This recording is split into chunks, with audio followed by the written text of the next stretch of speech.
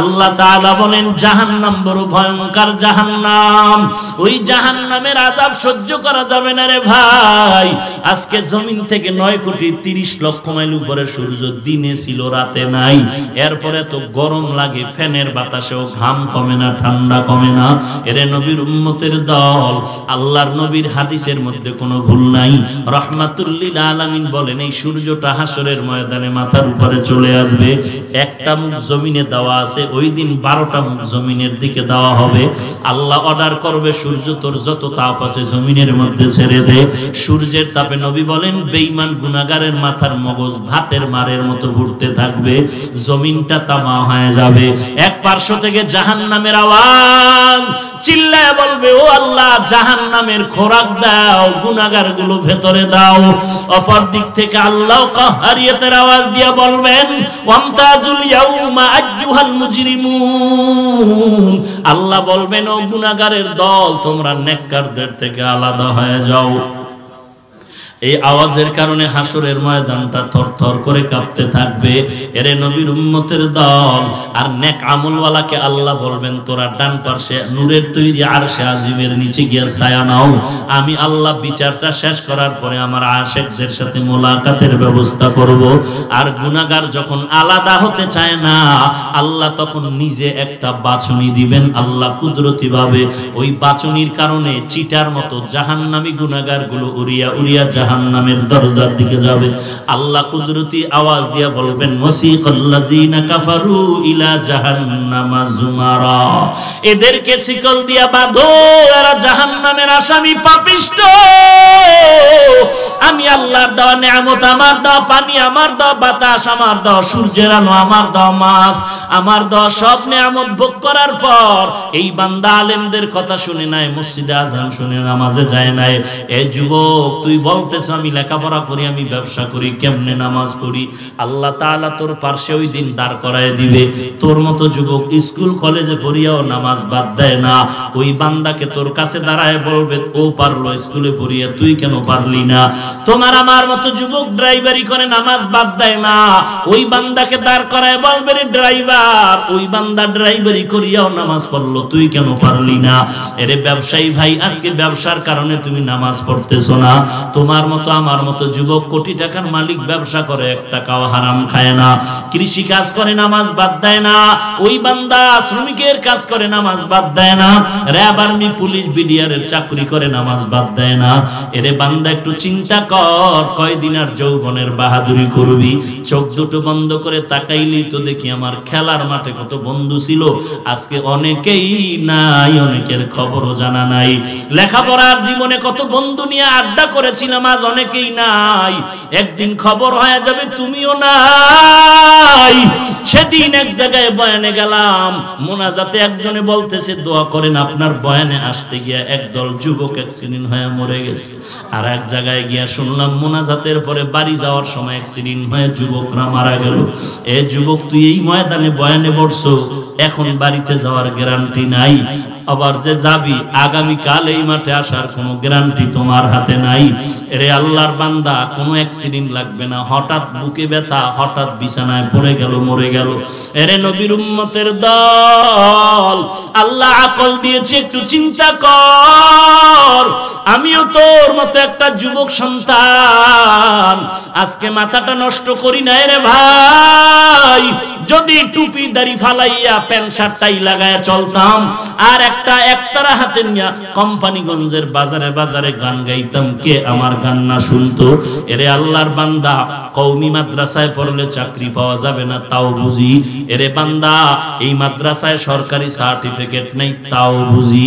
এরে নবীর উম্মতের দল, এত কিছু বুঝার পরে কোরআন সারি না, হাদিস সারলাম না, মাদ্রাসায় পড়া সারলাম না। এরে নবীর উম্মত কই? কোন টুপিওয়ালা কোরআনওয়ালা তো না খেয়ে মরে যায় নাই, অসম্মানে নাই, বরং আল্লাহর মোহাব্বত নিয়ে চ্যালেঞ্জ করে বলবো এই জমিনের মধ্যে কোরআনওয়ালার মতো, নবীর আদর্শওয়ালার মতো সম্মান শান্তিতে আর কেউ নাই। তুমি বুঝতে পারো না, এটা তোমার জ্ঞানের কমতি আর কিছুই না। আল্লাহর কাছে তওবা করো হে মালিক, আমার মতো যুবক যদি স্কুল কলেজে পড়ে নামাজ পড়ে আমি কেন পারবো না? আমার মতো যুবক যদি আজকে ব্যবসা করে নামাজ পড়ে আমি কেন পারবো না? আমার কপাল বুঝি পুড়িয়ে গেছে রে আল্লাহ, তুমি আমাকে মাফ করে দাও। আজকে থেকে তওবা করলাম, আর নামাজ ছাড়বো না, বেপরদায় চলবো না, মা বাবাকে কষ্ট দিব না, আর কোনোদিন আলেম ওলামাদের বিরোধিতা করব না, সহিভাবে আল্লাহর কোরআন শিখবো, পড়বো, 5 ওয়াক্ত নামাজ আদায় করব, নবীজির সুন্নতের আমলটাকে গলার মালা বানায় চলবো। আল্লাহ তাআলা বলেন 5টা জিনিসের মাধ্যমে আমি আল্লাহ তোমাদের পরীক্ষা করব। যদি পাস করতে চাও একটা পুঁজি তোমার অর্জন করা লাগবে। পুঁজিটার নাম হলো কি? আরো জোরে বলেন। আল্লাহর নবী বলেন ক্বালান নবী সাল্লাল্লাহু আলাইহি ওয়া আলিহি ওয়াসাল্লাম মান ইউরিদিল্লাহু বিহি খায়রান ইউসিব মিন। আল্লাহ যদি কারো খায়ের চান, ভালাই চাহেন, আল্লাহ তাকে ধৈর্যের পরীক্ষা করবেন মুসিবতের মাধ্যমে। স্বামী আর স্ত্রী বসে সুন্দর জিন্দেগির আলাপচারিতায় লিপ্ত হয়ে আছেন। স্ত্রী এক পর্যায়ে স্বামীকে বলল, স্বামী তুমি আমাকে কেমন মহব্বত করো? বলে মহব্বত ভালোবাসার কোনো সীমানা নাই। বলে কোন বাক্য দিয়া বুঝাও। আল্লাহর বান্দা বলে তুমি আমার, আমি তোমার, তুমি আমার জিন্দেগির সব, যা চাইবে তুমি তাই পাইবে। স্ত্রী ডেকে বলে আমি যা চাইবো তা পাইবো, কথাটা কি বাস্তব কিনা বলো? বলে হ্যাঁ বাস্তব কথা। বলে চাওয়া মাত্র দিবা নাকি? বলে হ্যাঁ দিব, কোনো সন্দেহ নাই। স্ত্রী পরীক্ষা করার জন্য স্বামীকে বলল, যদি আমি চাওয়া মাত্র দাও তোমার ওয়াদা সত্য কিনা? বলে হ্যাঁ সত্য। বলে দেরি না করে তুমি আমাকে তালাক দিয়া দাও। কি দাও?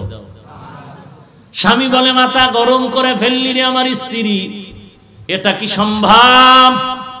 বলে ওয়াদা করেছো দিবে, দাও।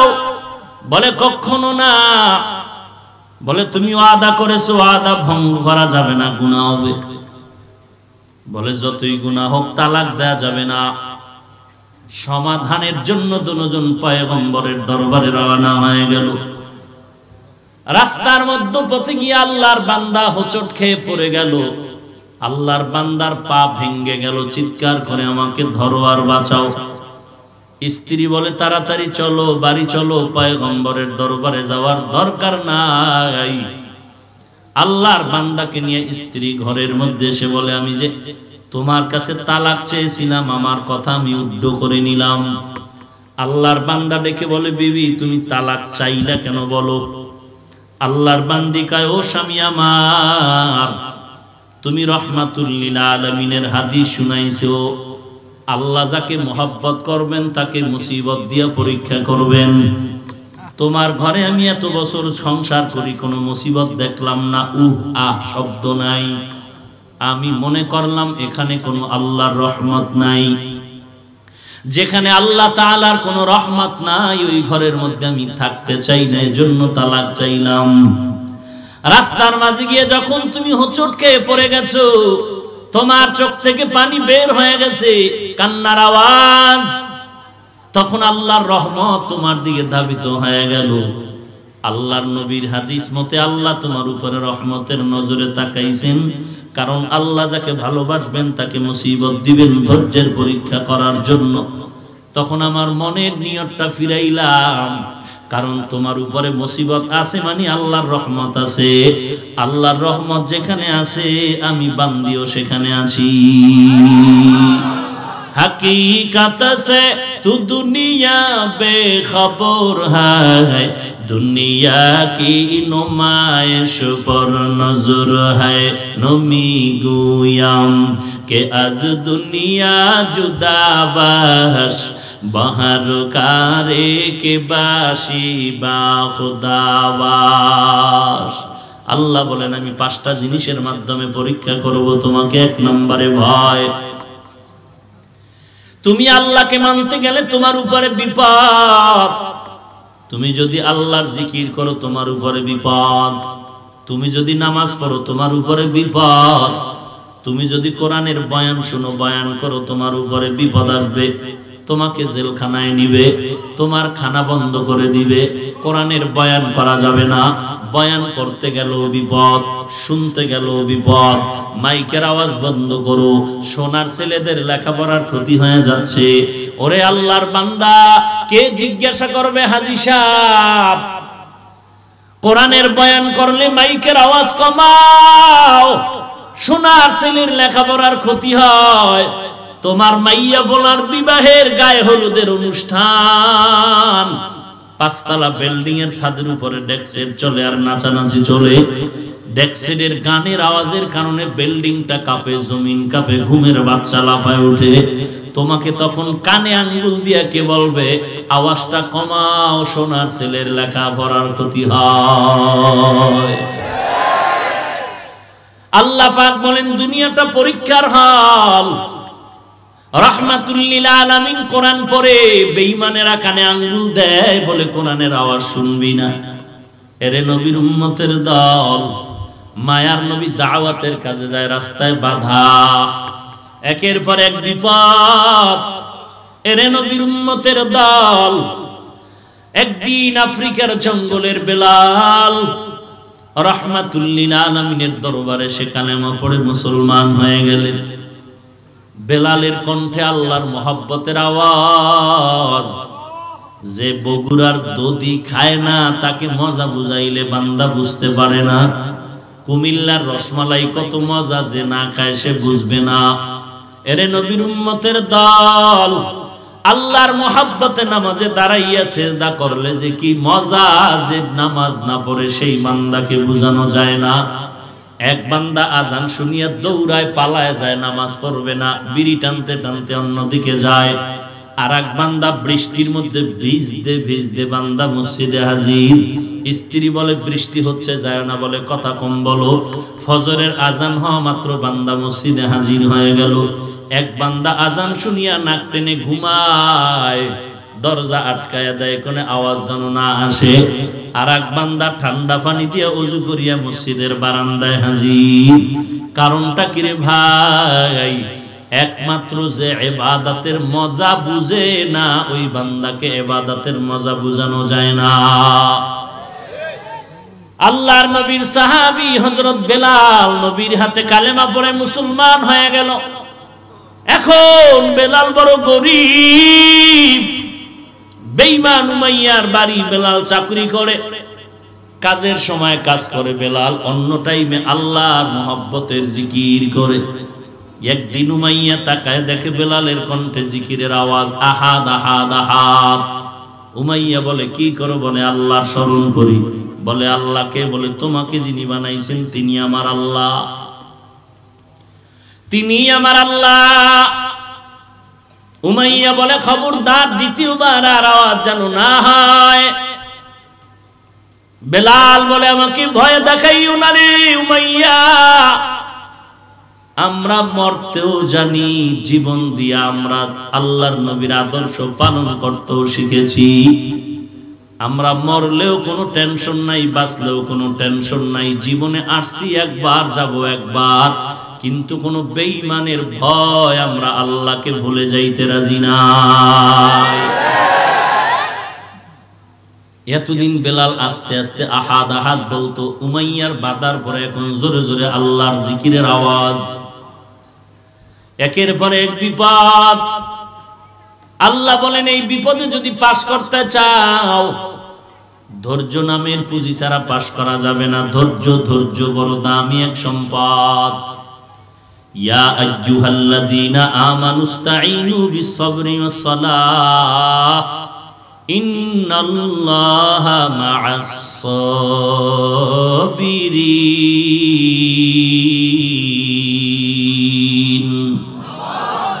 আল্লাহ তাআলা বলেন সাহায্য কামনা করো ধৈর্য আর নামাজের মাধ্যমে, আমি আল্লাহ ধৈর্য ধারণকারীর সাথেই থাকি। ইয়া আইয়ুহাল্লাযীনা আমানুসবিরু ওয়া সাবিরু ওয়া রাবিতু ওয়াত্তাকুল্লাহ। বান্দা শুধু ধৈর্য ধারণ করলে হবে না, ধৈর্যের উপরে মজবুত হয়ে জীবনটাকে চালাও। এর নবীর উম্মতের দল, এক যুবক সন্তান, এমন কোন অন্যায়ের পথ নাই বান্দা ঢুকে নাই, আল্লাহর দয়া করে হেদায়েতের দরজায় কবুল করেছেন। যুবক এখন হেদায়েতের দরজায় আসিয়া আগে মসজিদ চিনত না, এখন নিজের ঘর চিনে না, বরং মসজিদ তার আপন হয়ে গেল। 24টা ঘন্টার মধ্যে ঘরের মধ্যে যেই সময় কাটায় তার থেকে বেশি সময় কাটায় আল্লাহর ঘরে। এখন তার কাছে মসজিদ বড় আপন। রাতের অর্ধেক টাইম মসজিদে কাটায় দেয়, 5 ওয়াক্ত নামাজের আজানের বহু আগে এসে মসজিদে বসে থাকে। কিন্তু গরিব বান্দা কাজ না করলে ঘরের চুলায় আগুন জ্বলবে না। আল্লাহর বান্দা নিজে রিজিকের তাগিদের জন্য মানুষের বাড়ি কাজ নিল, কাজ করতেছে ঠিক, আজান হওয়া মাত্র বান্দা যেখানে সময় পায় নামাজে দাঁড়ায় যায়। রাস্তার মধ্যে সময় পেয়েছে, আজান হয়েছে, নামাজে দাঁড়ায় গেল। জমিনের ফসলি জমিনের মধ্যে কাজ করে, নামাজের সময় হয়ে গেল, নামাজে দাঁড়ায় গেল। বান্দা যখন বিবাহের সময় ঘনিয়ে আসলো, আল্লাহর দরবারে কান্না করে, আল্লাহ তোমার নবীর সুন্নতের আমলটা তুমি আমার জন্য করো, কিন্তু আমি কি বলবো, আমি তো বড় গরিব, আমি গরিবের কাছে কে মেয়ে বিবাহ দিবে আমার তো জানা নাই। আল্লাহর বান্দা কারো কাছে না বলে শুধু আল্লাহর দরবারে মোনাজাত করে, কান্না করে, নামাজ পড়ে, দোয়া করে। চোখের পানি দিয়া যদি বান্দা দোয়া করো, ওই কান্নাওয়ালা দোয়া কখনো ফেরত যাবে না। আল্লাহর বান্দা গরিব যুবকের দোয়াটা কবুল হয়ে গেল। আল্লাহ তাআলা সন্ধান দিয়ে দিলেন, অমুক জায়গায় এক গরিবের মেয়েটা বিবাহ করে নাও। যদিও তার বাবা মা বড় গরিব, কিন্তু আল্লাহর বান্দি বড় পর্দানিশী কোরআনওয়ালা। এরে নবীর উম্মতের দল, দুনিয়াতে কিচ্ছু পাও নাই, কোরআন শিখতে পেরেছো, আলহামদুলিল্লাহ, তুমি সব কিছু পেয়ে গেছো। আর দুনিয়ার বাড়িগেরি সব পাইলি, কোরআনটা পড়তে জানলি না, তুই কিছুই পাইলি না রে বাবা। কোরআন যে এমন একটা সম্পদ, এই কোরআন এমন একটা কিতাব, শুধু তাকাইয়া দেখলেও আমল নামায় সওয়াব। কপাল বড় খারাপ, ভালো একটা সন্তান যদি চাও, কোরআনওয়ালা মা ঘরের মধ্যে নাও। কতই নাও, কপাল ভালো যেই সন্তান রে ছোটবেলায় মা নিজেই কোরআন শরীফ শিখাইতেছে, মা বাচ্চাটারে শিখাইতেছে আলিফ বা তা সা পড়, আম্মাজান শিখাইতেছে পড়ো আসসালামু আলাইকুম ওয়া রাহমাতুল্লাহ। ইমাম গজালি রহমাতুল্লাহ আলাইহি বলতেছেন, প্রত্যেকটা সন্তানের জন্য প্রথম শিক্ষা প্রতিষ্ঠান হলো মায়ের কোল। মা সন্তানকে যা শিখাবে সন্তান তা শিখবে। দেখবেন নামাজি ফ্যামিলির মধ্যে মা নামাজ পড়ে আজান হয়ে গেল, দেখবেন শিশু বাচ্চাটাও মায়ের পাশে নামাজে দাঁড়ায় যায়। মা বুকে হাত বাঁধিয়া কেরাত পড়ে, আলহামদু পড়ে, সূরা কেরাত পড়ে, বাচ্চাও কিচ্ছু জানে না, কিন্তু তাকায় দেখে মায়ের ঠোঁট নড়ে, বাচ্চাটাও তখন ঠোঁট নাড়ায়। মা যখন রুকুর মধ্যে যায়, বাচ্চাটাও রুকুর মধ্যে যায়। মা যখন সিজদায় পড়ে যায়, বাচ্চাটাও সিজদার মধ্যে চলে যায়। মা সিজদা করে নাক আর কপাল ঠেকাইয়া, বাচ্চা সিজদা করে গাল ঠেকাইয়া মায়ের মুখের দিকে তাকায়। তাকায় দেখে মায়ের ঠোঁট নড়ে, বাচ্চাটাও ঠোঁট নাড়ায়। দয়াময় আল্লাহ তাআলা বলেন, ও ফেরেশতা তাকায় দেখ, এই বাচ্চাটা নামাজে ঠোঁট নাড়ায় কেন? বলে ওর মা ঠোঁট নাড়ায়। বলে ওর মা কি বলে? বলে ওর মা বলে সুবহানা রাব্বিয়াল আ'লা। আল্লাহ বলে ফেরেশতারা লেখ, এই বাচ্চাটাও বলে সুবহানা রাব্বিয়াল আ'লা। এই বাচ্চার সওয়াবগুলো তার মায়ের আমলনামায় লিখে দাও। আল্লাহর বান্দা গরিবের মেয়ের সাথে বিবাহ হয়ে গেল, কিন্তু ইমানের পরীক্ষা বড় কঠিন। এমন এক এলাকায় গরিবের মেয়েটার বাড়ি, যেই এলাকায় পর্দা নাই। আল্লাহর বান্দা বিবাহ করার পরে স্ত্রীর সাথে পরামর্শ করলো, এই এলাকায় পর্দা রক্ষা করে থাকা যাবে না, অন্যত্র চলো।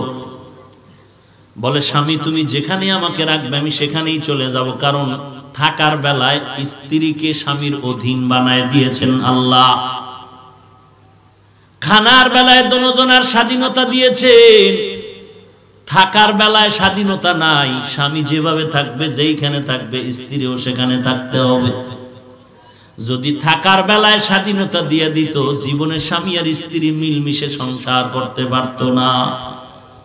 কারণ স্ত্রী বলবে আমাকে বিল্ডিং উঠায় দাও, স্বামী বলবে আমার সামর্থ্য নাই, তখন ঝগড়া শুরু হয়ে যাবে, মনোমালিন্যতা শুরু হয়ে যাবে, বিবাহ ভেঙে যাবে। আল্লাহর বান্দি বলেন, স্বামী তুমি আমাকে যেখানে রাখবা সেখানে আমি যাব। আল্লাহর বান্দা পাহাড়িয়া জঙ্গলের কিনারা একটা ভাঙা ছোট ঘর, ওখানে কোন রকম ঘর উঠাইয়া বিবিকে ভেতরে রেখে ওযু গোসলের পানিটা ভেতরে দিয়া বাহির থেকে দরজা আটকায়া মানুষের বাড়ি কাজে। আল্লাহর বান্দা কাজ করে, কাজ করিয়া বাজার থেকে সদয় কিনে যা কিনে আনে তাই ঘরে রান্না হয়। স্ত্রীকে বের হতে দেয় না, পর্দার খেলাফ হয়ে যাবে। এরে নবীর উম্মতের দল, আল্লাহর বান্দা অন্যের বাড়ি কাজ করিয়া টাকা পয়সা কিছু জমায়া, আল্লাহর বান্দা নিজেও চলে, সংসারও চালায়, কাজের ফাঁকে ফাঁকে আল্লাহর ইবাদত বন্ধ নাই। আজকে জুমার দিন আল্লাহর বান্দা কোনো কাজ করবে না, আল্লাহর মহব্বতে জুমার মসজিদে আগে হাজিরা দিতে যাবে, কাজ বন্ধ। জুমার নামাজের আজান হয়ে গেল, বান্দা নামাজে যাবে, নামাজে যাবে, রওনা হবে। যখন কদমটা দিয়া ঘর থেকে বের হয়, আল্লাহর বান্দি স্ত্রী ডেকে বলে, স্বামী আমার, আল্লাহর ঘর মসজিদে নামাজে যাও, কোনো বাধা নাই, তবে একটু সমস্যা আছে, সমাধান করে দিয়া যাও, এরপরে নামাজে চলে যাও। আল্লাহর বান্দা বলে, কি সমস্যা স্মরণ করায় দাও। বলে, তুমি গম নিয়ে গেছো, আটা ভাঙ্গায় নিয়ে আসবা, মিলের মধ্যে বিদ্যুতের সমস্যার কারণে, মেশিনের সমস্যার কারণে আটা আনতে পারো নাই। জুমার পরে মিল বন্ধ হয়ে যাবে, 2-3 দিন আর মিল খুলবে না। ঘরের মধ্যে অবশিষ্ট আটাও নাই, চুলায় আগুন জ্বলবে না, খানাও থাকবে না। তুমি নামাজ পড়তে যাও, তবে আটার বস্তা আনার ব্যবস্থা করে তারপরে যাও। আল্লাহর বান্দা চিন্তায় পড়ে গেল, নামাজে যাওয়া আমার দরকার, আবার আটার বস্তাটা না আনলেও আমার ঘরে খানা হবে না, আটার বস্তাটাও আনা দরকার। আল্লাহর বান্দা 1 কদম 2 কদম করে সামনে দেয়, চিন্তা করে নামাজে আগে যাব নাকি আটার বস্তা আনতে যাব। এইভাবে চিন্তা করে করে আল্লাহর বান্দা যখন সামনে আগায়, বাড়ির আঙ্গিনা পেরিয়ে যাওয়ার পরে পেছন থেকে একটা ছোট্ট বাচ্চা ডাক দিয়ে বলে, ও চাচা মিয়া দাঁড়াও। কোথায় যাও? বলে, আল্লাহর ঘরে নামাজ আদায় করার জন্য যাই। বলে, তুমি বহু কষ্ট করে যে নিজের হালাল উপার্জন থেকে টাকা কামাই করে একটা দুধের গাভী কিনেছো, সবে মাত্র তোমার নির্ধারিত জায়গা থেকে গাভীটা দৌড়ায় জঙ্গলায় চলে গেছে, ঘর থেকে আমাকে পাঠিয়েছে, তুমি নামাজ পড়তে যাও, কোনো বাধা নাই, তবে গাভীটা এনে দাও, না হয় জঙ্গলার হিংস্র প্রাণী যদি পেয়ে ফেলে ধ্বংস করে ফেলবে, তোমার জিন্দেগির একটা রাস্তা বন্ধ হয়ে যাবে। আল্লাহর বান্দা গরিব, চিন্তায় পড়ে গেল, আমি তো আল্লাহর গোলাম, নামাজ আমার আসল কাজ, ওদিকে আটার বস্তা আনা দরকার, না হয় 2-3 দিন পর্যন্ত ঘরের চুলায় আগুন জ্বলবে না, এদিকে আমার গাভীটাও আনা দরকার। এখন আমার মাথায় বিপদ চেপে বসলো, 2টা তাও সামান্য নয়, মারাত্মক বিপদ। আল্লাহর বান্দা এখন চিন্তায় পড়ে গেল, আরো সামনে আগাচ্ছে, মসজিদের কাছাকাছি। এমন সময় পেছন থেকে আর এক আল্লাহর বান্দা বলে, যুবক দাঁড়াও। কোথায় যাও? বলে, আল্লাহর ঘরে হাজিরা দেওয়ার জন্য যাই। বলে, তুমি হালাল উপার্জনের টাকা দিয়ে কিছু জমিন কিনেছো, তোমার আমার জমিনটা একেবারে পাশাপাশি লাগানো আছে, বৃষ্টি নাই, জমিনি ফসলে পানি নাই, মেশিনওয়ালার সিরিয়াল নাই, ভাগ্যের চাকা ঘুরে গেছে। আজকে আমি অল্প টাইমের জন্য মেশিনওয়ালাকে পেয়েছি, মেশিনওয়ালা অল্প টাইম আমার জমিনের মধ্যে পানি দিচ্ছে, তুমি এই মুহূর্তে যদি গিয়া মেশিনওয়ালাকে খবর দাও, তোমার জমিন পাশে আমারটার সাথে লাগানো, সে পানি দিতে পারবে। যদি এখন না যাও, তুমি গরিব মানুষের ফসলি জমিনটা নষ্ট হয়ে যাবে। নামাজে যাও, কোনো বাধা নাই, তবে মেশিনওয়ালারে পানি দেওয়ার ব্যবস্থা করে নামাজে যাও। আল্লাহর বান্দা তিনটা মহা বিপদ মাথায় নিয়ে চিন্তায় বিভোর। আটার বস্তা আমার আনা দরকার, গাভী আনাও দরকার, মেশিনওয়ালাকে এই সুযোগে পানি দেওয়ার খবরটাও বলা দরকার, সবার থেকে আমার আল্লাহর ঘরে হাজিরা দেওয়াও দরকার। চিন্তা করে এখন জবাব তালাশ করে কি করতে পারি। জীবনটাও তো বাঁচানো লাগবে, সংসার বাঁচানো লাগবে, স্ত্রীর হক আদায় করা লাগবে। আল্লাহর বান্দা একটু চোখ বন্ধ করে, যার মাধ্যমে বান্দা দ্বীনের হেদায়েতের পথে আসছে এমন একজন আল্লাহওয়ালা, তার বয়ানের দিকে নজর করে একটু জবাব তালাশ করে, হঠাৎ করে অন্তরের মধ্যে জবাব এসে গেল। আল্লাহর ওলি বয়ানের মধ্যে কোরআন হাতে নিয়ে বলেছিলেন, পাহাড় সমপরিমাণ বিপদ নিয়ে যদি বান্দা দাঁড়াও, টেনশন কিছু নাই। ইয়া আইয়ুহাল্লাযীনা আমানুস্তাঈনু বিস-সাবরি ওয়াস-সালাহ, ধৈর্য আর নামাজের মাধ্যমে আল্লাহর স্মরণ করো, বিপদ দূর হয়ে যাবে। আল্লাহর বান্দা তিনটা বিপদ মাথায় নিয়া সমাধান পেয়ে গেল। আমার এখন ধৈর্য ধারণ করা দরকার, নামাজে দাঁড়ায় আল্লাহকে ডাকা দরকার। আল্লাহর বান্দা দৌড়ায় গেল নামাজের মসজিদে। আটা আনার চিন্তাও বন্ধ করে দিল, গাভী আনার চিন্তাও বাদ, পানির চিন্তাও বাদ। এরে নবীর উম্মত, পর্দার আড়ালের মা বোনেরা ও যুবক ও বৃদ্ধ বাবাজি, রাহমাতুল লিল আলামিন নামাজের কত গুরুত্ব দিয়েছেন। নবী বলেন, কাফের আর মুসলমানের মধ্যে ব্যবধান হলো নামাজ। কাফেরেরা নামাজ পড়ে না, মুসলমান নামাজ পড়বে। এ মুসলমান, রাহমাতুল লিল আলামিন দৈনন্দিন 5 বেলার নামাজ শুধু পড়েন নাই, রাতের বেলা নফল নামাজ পড়েন, তাহাজ্জুদ পড়েন, ইশরাক পড়েন, আওয়াবিন পড়েন, চাষ পড়েন। এরে নবীর উম্মতের দল, তুমি তাহাজ্জুদ যদি পড়তেও না পারো, জবাব তুমি দিবা ইশরাক আওয়াবিন যদি নাও পড়তে পারো। 5 ওয়াক্ত নামাজ দৈনন্দিন তোমাকে পড়তেই হবে। দাঁড়াইয়া যদি পড়ার শক্তি না থাকে, বসে বসে পড়ো। বসিয়াও যদি পড়তে না পারো, শুইয়া শুইয়া ইশারায় পড়ো। তারপরেও নামাজ বাদ দেওয়ার কোনো সুযোগ নাই। নদীর মধ্যে যদি তুমি পড়িয়া একা একা হাবুডুবু খাও, কোন বিপদগামী হয়ে যাও, এরপরে যদি তোমার ব্রেন ঠিক থাকে, জানতে পারো নামাজের সময় হয়েছে, ওই পানির মধ্যে বসিয়া ইশারায় নামাজ পড়া লাগবে, নামাজ বাদ দেওয়ার কোনো সুযোগ নাই। হাসরের ময়দানে নামাজের হিসাব নেওয়া হবে সর্বপ্রথম। এরে নবীর উম্মতের দল, কোন পীর বুঝি না, তরিকা বুঝি না, রাহমাতুল লিল আলামিন 5 ওয়াক্ত নামাজ পড়েছেন। ও উম্মতেরা, 5 ওয়াক্ত নামাজ পড়তেছেন। আল্লাহর নবী বলেন, ও নবী, আল্লাহ বলেন নবী উম্মতেরে জানায়া দেন, যারা 5 ওয়াক্ত নামাজ আদায় করবে সঠিক টাইমে, আমি আল্লাহ তার আমল নামায় 50 ওয়াক্ত নামাজের সওয়াব দিয়ে দিব। আজান কানে আসতেছে, অনায়াসে জামাত তরক হয়ে যায়, কোনো খবর নাই, বরং হাসি তামাশা দিয়া বলি বাদ দাও, জামাত হয়ে যাক, আমি একা একা পড়ে নিব, কোনো টেনশন নাই। কাস্টমার দোকানে 2 জন বেড়ে গেল, নামাজের জামাতটা ছুটে যাচ্ছে, খবর নাই, বলে একা একা নামাজ আদায় করে নিব। ভালো করে শুন হে মুসলমান, যার নামাজ যত ভালো তার আমল ভালো, নামাজ যার যত ভালো তার আখলাক ভালো, নামাজ যার যত ভালো তার ব্যবহার ভালো, নামাজ যার যত ভালো তার লেনদেন ভালো, নামাজ যার যত ভালো তার চরিত্রটা তত ভালো, নামাজ যার যত ভালো তার জিন্দেগিটা ততই ভালো। যত বড় পাগড়িওয়ালা দেখো, জবানের ভিতরে ভেজাল, যত বড় পাগড়িওয়ালা দেখো বুখারী হাদিস ছাড়া বয়ান করে না, কিন্তু ওয়াদা খেলাফ করে, মিথ্যা কথা বলে, গালি দেয়। আল্লাহর কসম করে বলবো, এই পাগড়িওয়ালার ভেজাল হলো নামাজে ভেজাল। নামাজ যদি সুন্দর হয়ে যায়, তার আমল সুন্দর, তার আখলাক সুন্দর, ওয়াদা সুন্দর, লেনদেন সুন্দর। এরে নবীর উম্মতের দল, গরিবের সন্তান নামাজের মুসাল্লায় দাঁড়ায় গেল, নামাজ পড়ে আল্লাহর দরবারে কান্না করে, হে মালিক, তিনটা মহা বিপদ মাথায় রেখে তোমাকে ভুলি নাই রে আল্লাহ। তোমার ওয়াদা হলো যে বান্দা তোমাকে ভুলবে না, তুমিও সেই বান্দাকে ভুলো না।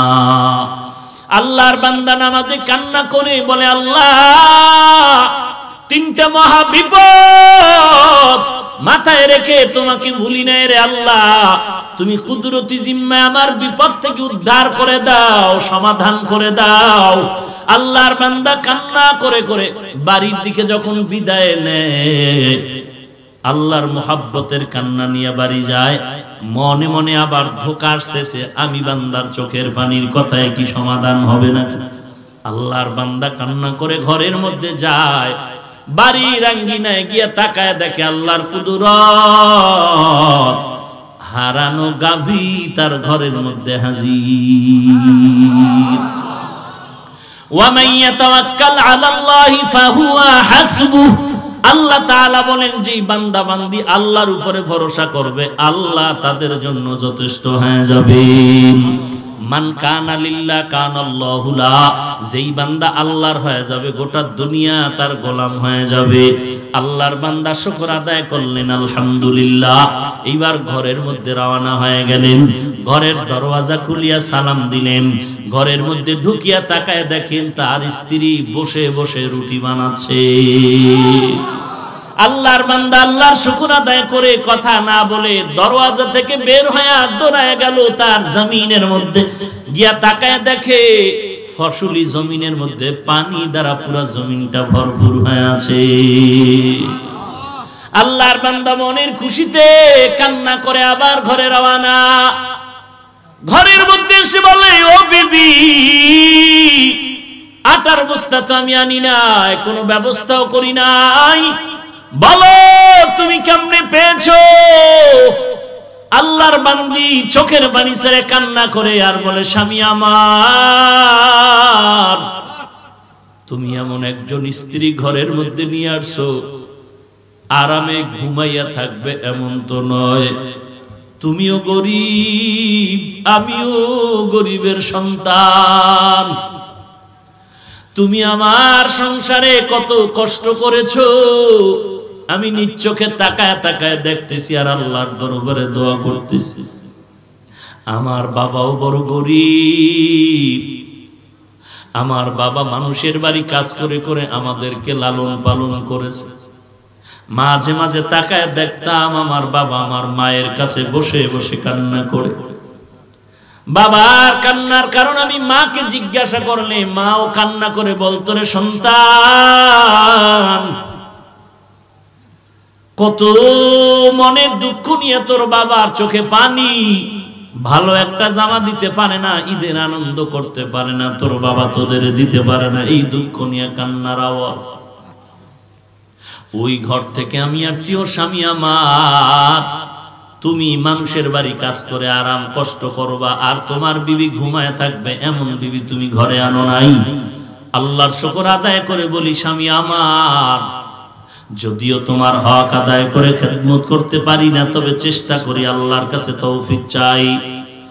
আজ তুমি বিপদ নিয়ে যখন মসজিদের দিকে রওনা, আমি ঘুমাই নাই, আমি ওযু বানাইয়া যায় নামাজে হাজির, আল্লাহর দরবারে চোখের পানি ছেড়ে কান্না করি, আল্লাহ তোমার বান্দা তোমাকে ভুলে নাই, এত কষ্ট করে কামাই রুজি করে এরপরও নামাজ বাদ দেয় না রে আল্লাহ, তুমি মেহেরবানি করে আরশ থেকে তুমি আসমান থেকে ফয়সালা করে দাও।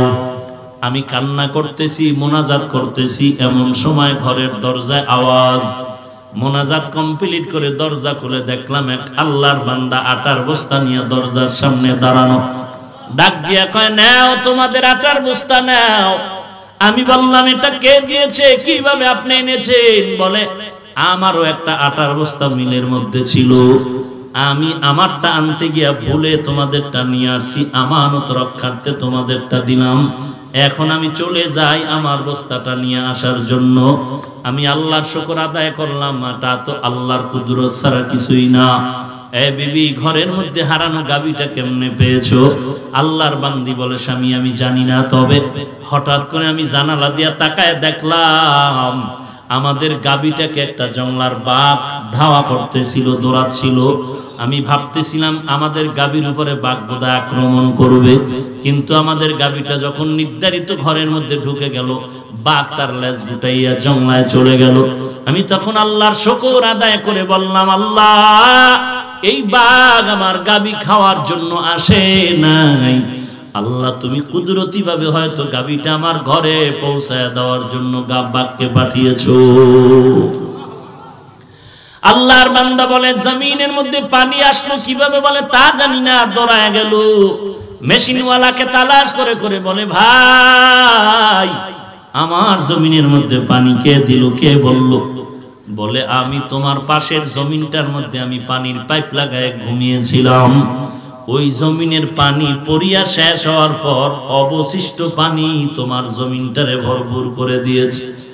এরে নবীর উম্মতের দল, আল্লাহ তাআলা বলেন, ইয়া আইয়ুহাল্লাযীনা আমানুস্তাঈনু বিস-সাবরি ওয়াস-সালাহ, আল্লাহর কাছে সাহায্য চাও, ধৈর্য আর নামাজ। এরে মুমিনের দল, সারা রাত বয়ান শুনলা যদি ফজরের নামাজ না পড়ো কি লাভ হবে তোমার এই বয়ানে? এশার নামাজ যদি না পড়ো তোমার কি লাভ হবে এই বয়ানে? তোমার আমার পয়গম্বর রাহমাতুল লিল আলামিন বলেন, কেউ যদি এশার নামাজ পড়ে ঘুমাও, আবার ঘুম থেকে উঠে যদি ফজরের নামাজ আদায় করে নাও, ঘুমাইয়া যেই সময়টারে কাটাইলি ওই সময়টাকেও নেকের পাল্লায় ওজন দেওয়া হবে। মকুন সুসুতি নামাজে পাঞ্জে গানা ফাওয়াইলুল লিল মুসাল্লিনাল্লাযীনা মুমিনারা ইনামাজে ইমদাদে দা ইস্তাঈনু আয়াতে কুরআন বখা আয়াতে কদ আফলাহারা ইয়াদ কুন গৌর কুন্দর মানিয়াজ দিল সাদেকুন। এ যুবক, আমি যদি নামাজ না পড়ে প্যান্ট শার্টটাই লাগায় চলতাম, কে আমাকে বাধা দিত? টুপিটা মাথায় দিলে মাথা গরম হয়, তুই বুঝতো, আমি বুঝি নাই ব্যাপারটা এমন না। লম্বা জামা পরলে শরীরটা আটকায় যায়, বাবা তুমি বুঝতেছো, আমি বুঝি নাই ব্যাপারটা এমন না। দাড়িটা লম্বা করলে যৌবনের ভাব চলে যাবে, তুমি বুঝতেছো, আমি বুঝি নাই ব্যাপারটা এমন না। হুজুর হইয়া সমাজে চললে কত বিপদ আসবে, তুমি বুঝতেছো, আমি বুঝি নাই ব্যাপারটা এমন না। বরং টুপিটা মাথায় দেওয়ার আগে, দাড়িটা রাখার আগেই মাথার মধ্যে চিন্তা ইতিহাস জানলাম, এই টুপি মাথায় দেওয়ার কারণে কত টুপিওয়ালার ফাঁসি হয়েছে, দাড়িটা লম্বা করার কারণে কত দাড়িওয়ালার ফাঁসি হয়েছে, নবীর তরিকা মতো জিন্দেগিটা চালানোর কারণে কত বান্দা মা বাবা হারা হয়ে গেছে, স্ত্রী সন্তান হারা হয়ে জিন্দেগি চলে গেল। এত কিছু জানার পরেও টুপিটা মাথায় ঢুকাইলাম। এরে নবীর উম্মতের দল, আজকে তোমার পায়ে ধরে ধরে কত বিনয়ের সাথে বলি, বাবা নামাজ পড়ো, টুপি মাথায় দাও, এরপরেও তুমি টুপি মাথায় দিতে চাও না। অথচ আমাকে যদি কেউ কোটি কোটি টাকা দিয়ে বলে, হাফিজ ভাই দাড়িটা কেটে ফেলো, আমি বলার আগে তোমার ঈমান কি বলে? আমি টাকার লোভে দাড়ি কাটবো না, কি বলো? একটু জবাব দাও রে বাবা। বালিশে মাথাটা লাগাইয়া চিন্তা কর, আজকে তোরে পায়ে দইরা বুঝানোর পরেও কেন তুই টুপি পড়তে চাও না? আর আমাকে কোটি কোটি টাকার লোভ দেখাইলো, আমি কেন দাড়ি ফেলবো না, টুপি ফেলবো না, জামা ফেলবো না? দুনিয়ার কোন লোভ কান কিছুই না। আল্লাহর কোরআনটা পড়ে যখন দেখলাম, ইন্নাল আবরার লাফি নাঈম ওয়া ইন্নাল ফুজ্জার লাফি জাহিম, নেক আমল ওয়ালাদের জন্য জান্নাত, গুনাহগারের জন্য জাহান্নাম। জান্নাতটা কেমন আল্লাহ তাও বলেছেন, আবার